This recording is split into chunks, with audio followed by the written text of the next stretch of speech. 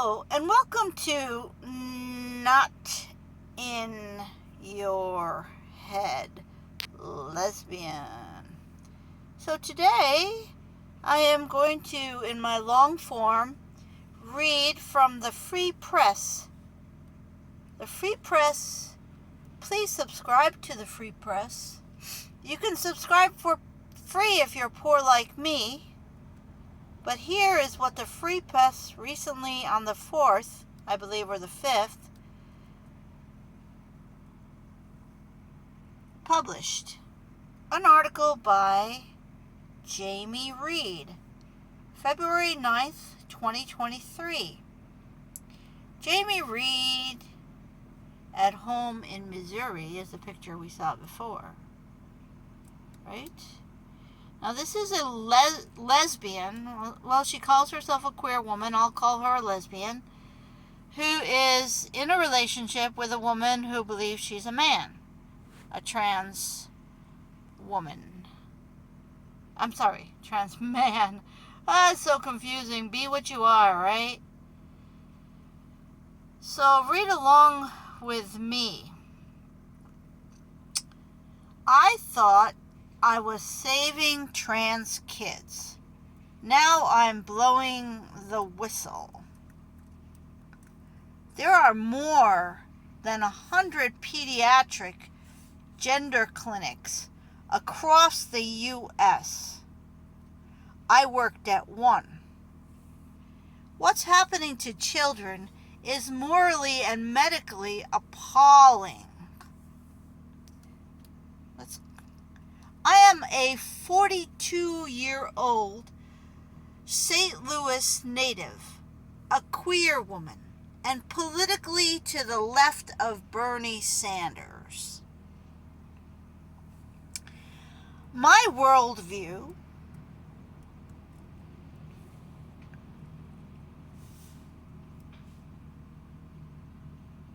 has deeply shaped my career. I have spent my professional life providing counseling to vulnerable populations, children in foster care, sexual minorities, the poor. For almost 4 years, I worked at the Washington University School of Medicine Division of Infectious Diseases with teens and young adults who were HIV positive. Many of them were trans or otherwise gender nonconforming, and I could relate. Through childhood and adolescence, I did a lot of gender questioning myself. I'm now married to a trans man, and together we are raising my 2 biological children from a previous marriage and 3 foster children we hope to adopt. All that led me to a job in 2018 as a case manager at the Washington University Transgender Center at St. Louis Children's Hospital, which had been established a year earlier. The center's working assumption was that the earlier you treat trans kids with gender dysphoria, the more anguish you can prevent later on. This premise was shared by the center's doctors and therapists. Given their expertise, I assumed that abundant evidence backed this consensus.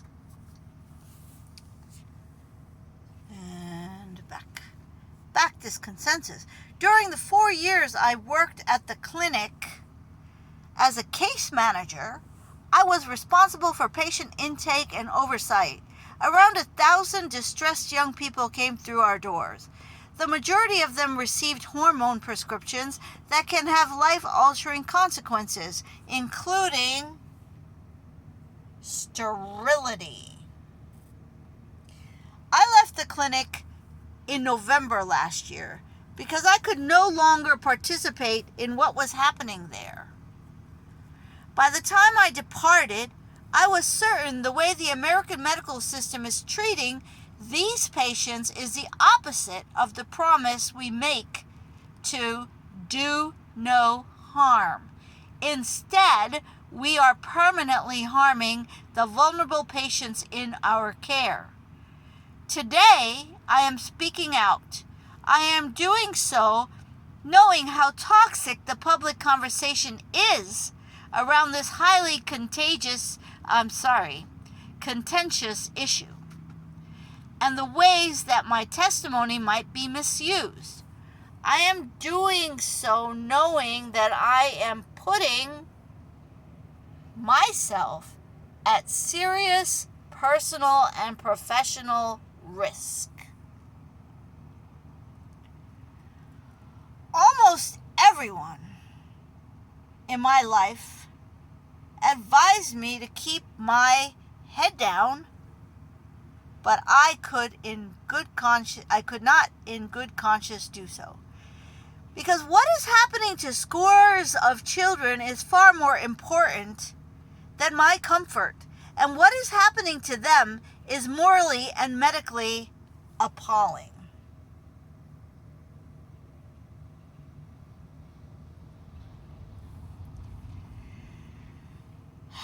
The floodgates open.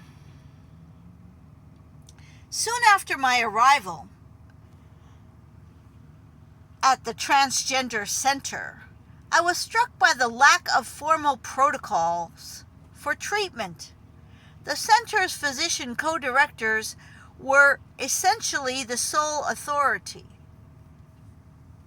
At first, the patient population was tipped toward what used to be traditional instance of a child with gender dysphoria, a boy, quite often young, who wanted to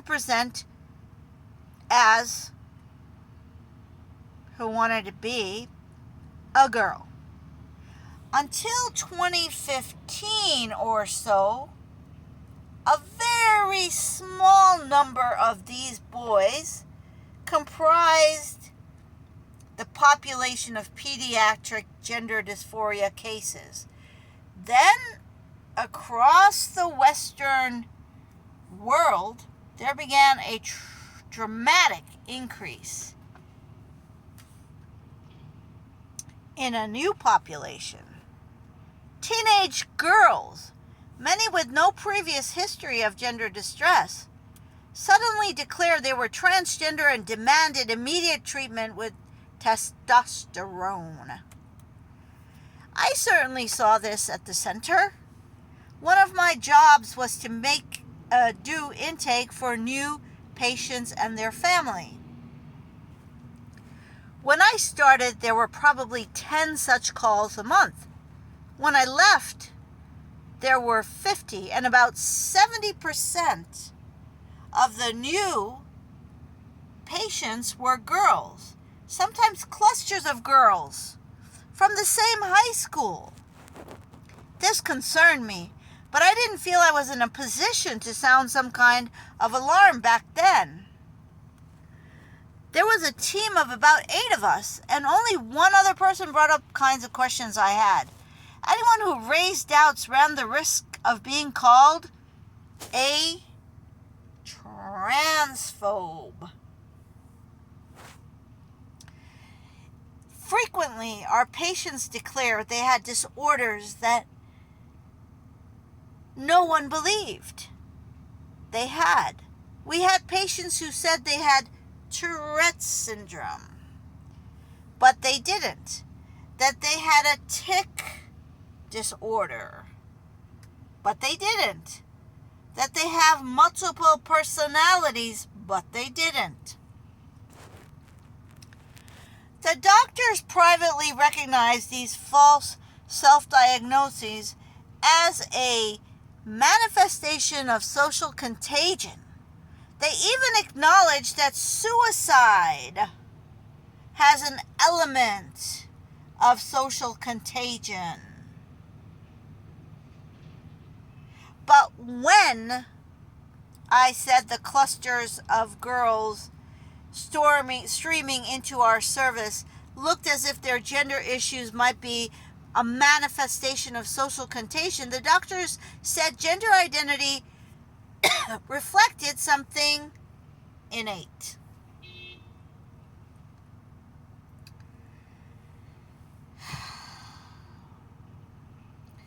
To begin transitioning, the girls needed a letter of support, a therapist, usually one we recommended, who they had to see only once or twice for the green light. To make it more efficient for the therapists, we offered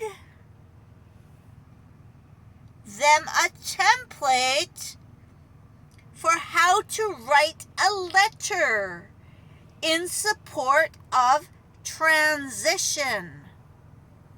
The next step was a single visit to an endocrinologist for a testosterone prescription. That's all it took.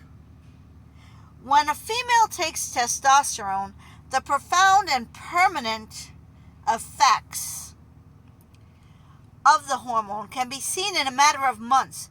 Voices drop, beards sprout, body fat is redistributed, sexual interest explodes, aggression increases, and the mood can be unpredictable. Our patients were told about some side effects,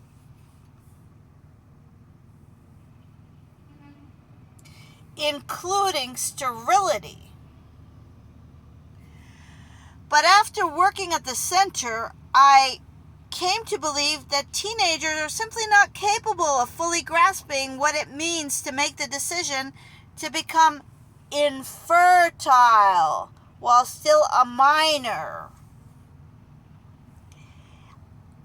Teenagers are simply not capable of fully grasping what it means to make the decision to become infertile while still a minor.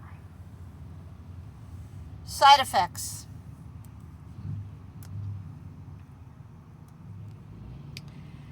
Many encounters with patients emphasized to me how little these young people understood the profound impacts of changing gender would have on their bodies and minds. But the center downplayed the negative consequences and emphasized the need for transition. As the center website said, left untreated, gender dysphoria has any number of consequences, from self-harm to suicide. But when you take away gender dysphoria by allowing a child to be who he is or she is, we're noticing that goes away. The studies we have show these kids often wind up functioning psychosocially as well or better than their peers. There are no reliable studies showing this. Indeed, the experience of many of the center's patients prove how false these assertions are. Here's an example. On Friday, May 1st, 2020, a colleague emailed me about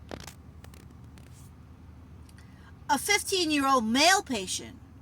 Oh dear, I'm concerned that the patient does not understand what bicalutamide does.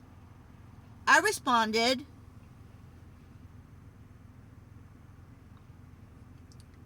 I don't think we start anything honestly right now.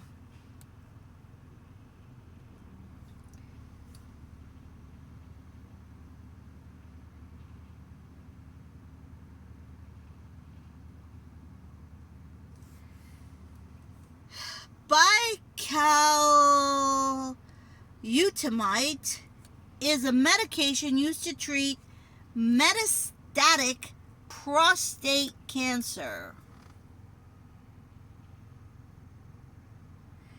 And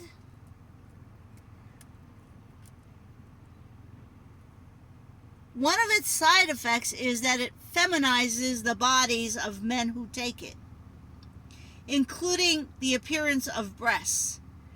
The center prescribed this cancer drug as a puberty blocker and feminizing agent for the boys. As with most cancer drugs, bicalutamide has a long list of side effects, and this patient experienced one of them, liver toxicity. He was sent to another unit of the hospital for evaluation and immediately taken off the drug.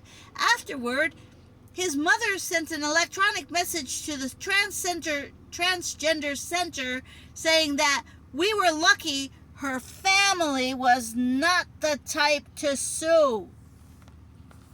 How little patients understood what they were getting into was illustrated by a call we received at the center in 2020 from a 17-year-old biological female patient who was on testosterone. She said she was bleeding from her vagina. In less than an hour, she had soaked through an extra heavy pad, her jeans, and a towel that she had wrapped around her waist. The nurse at the center told her to go to an emergency room immediately. We found out later that this girl had had intercourse, and because testosterone thins vaginal tissue, her vaginal canal had ripped open. She had to be sedated and given surgery to repair the damage. She wasn't the only vaginal laceration case we heard about. Other girls were disturbed by the effect of testosterone on their clitoris, which enlarges and grows to what looks like a microphallus or a tiny penis. I counseled one patient whose enlarged clitoris now extended below her vulva, and it chafed and rubbed painfully in her jeans. I advised her to get the kind of compression undergarments worn by biological men who dress to pass as female. At the end of the call, I thought to myself, wow, we hurt this kid. There are rare conditions in which babies are born with atypical genitalia, cases that call for sophisticated care and compassion. But clinics like the one where I worked are creating a whole cohort of kids with atypical genitals. And most of these teens haven't even had sex yet. They had no idea who they were going to be as adults. Yet all it took for them to permanently transform themselves was one or two short conversations with a therapist. Being put on powerful doses of testosterone or estrogen, enough to try to trick your body to mimicking the opposite sex, affects the rest of the body. I doubt that any parent who's ever consented to give their kid testosterone, a lifelong treatment, knows that they're also possibly signing up to give their kid high blood pressure medicine cholesterol medicine, and perhaps sleep apnea and diabetes. But sometimes the parents' understanding of what they had agreed to do to their children came forcefully. Thursday, January 9th, 2022, 11:28 a.m. 11:20 a.m. Please be advised that I'm revoking my consent for this course of medical treatment. Grades have dropped. There has been an inpatient behavioral health visit, and now he's on 5 different medications: Lexapro, Trazodone, Buspar, etc. Is a shell of his former self, riddled with anxiety. Who knows if it's because of the hormone blockers or the other medications. I revoke my consent for this. I'm revoking my consent for this. I revoke my consent. Sorry. Where is it? Oh, well, anyway. I revoke my consent. I want the hormone blockers removed. Thank you. Neglected and mentally ill patients. Besides teenage girls, a new group was referred to us: young people from the inpatient psychiatric unit or the emergency department of St. Louis Children's Hospital. The mental health of these kids was deeply concerning. There were diagnoses like schizophrenia, PTSD, bipolar disorder. Often they were already on a fistful of pharmaceuticals. This was tragic but unsurprising given the profound trauma some had been through. Yet no matter how much suffering or pain a child had endured or how little treatment and love they had received, our doctors viewed gender transition, even with all the expense and hardship it entailed, as the solution. Some weeks it felt as though almost our entire caseload was nothing but disturbed young people. For example, one teenager came to us in the summer of 2022 when he was 17 years old, living in a lockdown facility because he had been sexually abusing dogs. He had an awful childhood. His mother was a drug addict. His father was imprisoned. He grew up in foster care. Whatever treatment he may have been getting, it wasn't working. During our intake, I learned from another caseworker that when he got out, he planned to reoffend because he believed the dogs had willingly submitted. Somewhere along the way, he expressed a desire to become female, so he ended up being seen at our center. From there, he went to a psychologist at the hospital who is known to approve virtually everyone seeking transition. Then our doctor recommended feminizing hormones. At the time, I wondered if this was being used as a form of chemical castration. The same thought came up in another case. This one was spring of 2022 and concerned a young man who had an intense obsessive compulsive disorder that manifested as a desire to cut off his penis after he masturbated. This patient expressed no gender dysphoria, but he got hormones too. I asked the doctor what protocol he was following.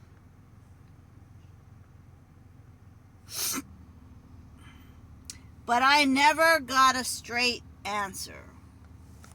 In loco parentis, another disturbing aspect of the center was its lack of regard for the rights of parents and the extent to which doctors saw themselves as more informed decision makers over the fate of these children. In Missouri, that's the state she's in, only one parent's consent is required for treatment of their child, but when there was a dispute between the parents, it seemed the center always took the side of the affirming parent. My concern about this approach to dissenting parents grew in 2019 when one of our doctors actually testified in a custody hearing against a father who opposed a mother's wish to start their 11-year-old daughter on puberty blockers. I had done the original intake call. I found the mother quite disturbing. She and the father were getting divorced, and the mother described the daughter as a kind of tomboy. So now the mother was convinced her child was trans. But when I asked if her daughter had adopted a boy's name, if she was distressed about her body, if she was saying she felt like a boy, the mother said no. I explained the girl just didn't meet the criteria of for an evaluation.